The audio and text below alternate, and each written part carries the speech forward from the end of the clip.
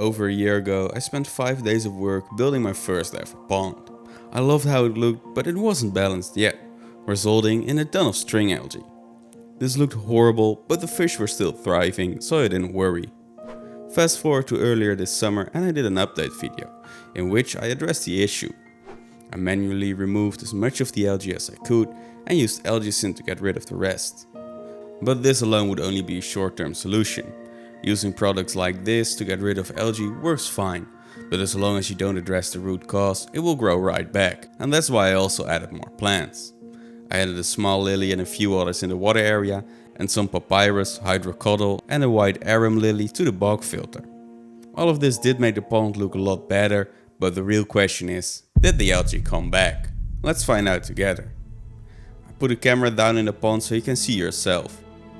The fish are very interested in the GoPro, which makes it a little bit harder to see, but if you look behind them, you can see the rocks are all nearly perfectly clean. I say nearly as there are a few small patches of algae here and there, but that's to be expected. They're a natural part of the mini ecosystem I'm trying to create here, so in small quantities, I'm actually happy to have them. That said, I did feel the pond could use more plants. I started out by doing some landscaping around the outside of the pond.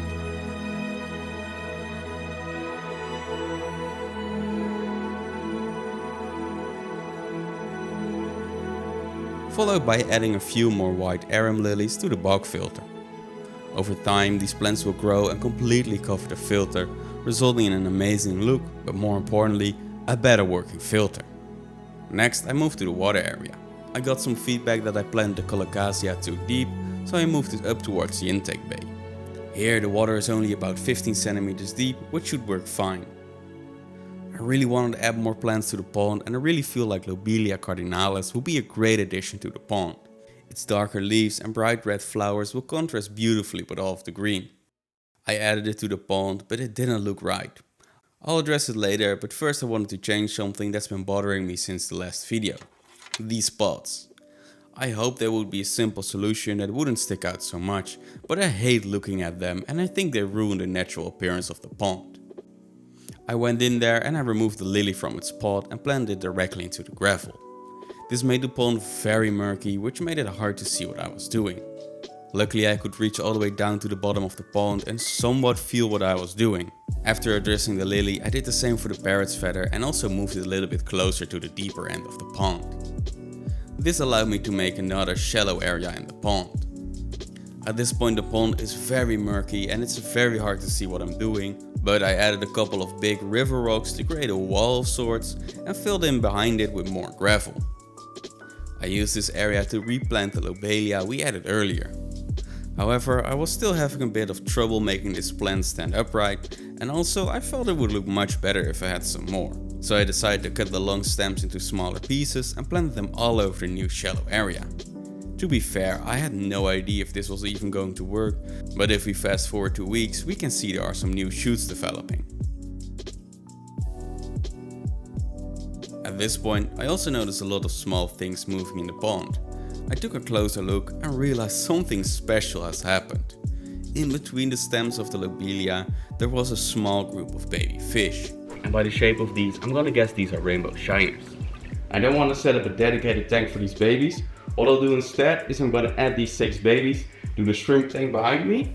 There are 2 Chiliros bora in there that might go after them, but they're really small fishes and I think they'll be fine. Either way, even if they go after them, they'll have a much better chance against the Chiliros bora than they have against the goldfish outside.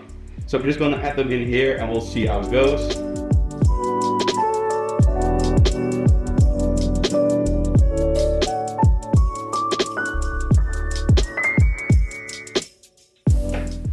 Yeah, so at first glance they are swimming right in front of the Chiliros bora. The Chiliros bora do not care at all, so I think we made the right choice by adding them to this tank. But looking at this, the evaporation on this one is crazy. The water line should be all the way up here, and even with the water we just added, we're still missing a couple of centimeters. So let's also fill this thing back up. And the last thing I'll do is add a little bit of fry powder for these fish to eat. I've noticed that the shrimp also really love the fry powder, and the shrimplets, they do much better if you add some fry powder in there. Now one last thing, I'm not going to try to raise all the babies from the pond. I would run out of space really quickly, so the ones that are still in the pond, they'll have to try and make it on their own. These 6, however, we're going to give a little help and hopefully we can add them to the pond next year. And those babies turned out to be the first of many, many more to come. Over the following weeks I kept finding them all over the pond. Along the lobelia, in the filter, in between the lily, they are everywhere. And they sure are a little highlight of the pond.